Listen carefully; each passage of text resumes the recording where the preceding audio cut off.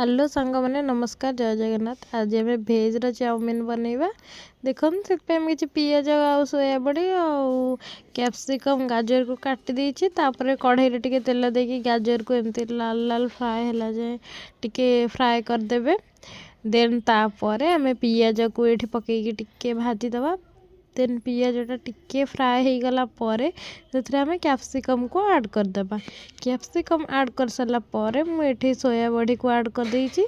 Then सब गुड़ाक मिसेक टिके आम भल से भजा भजी करदे।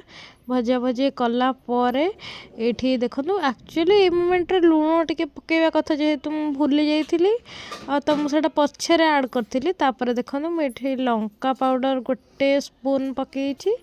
देन तापर टिके भाजिला परे ता देखो कलर टिके चेंज हो आसला मुझे टिके चिकेन मसला ऐड कर देछि।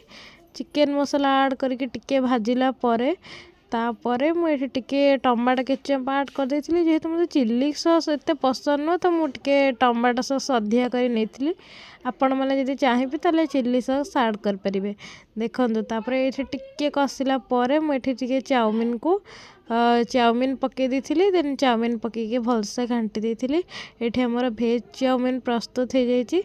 एक्चुअली दिन टिके अंडा थिला तो मुझे ऊपर टिके ऐड कर देती। देखो केते डिलीशियस देखा जाउछि।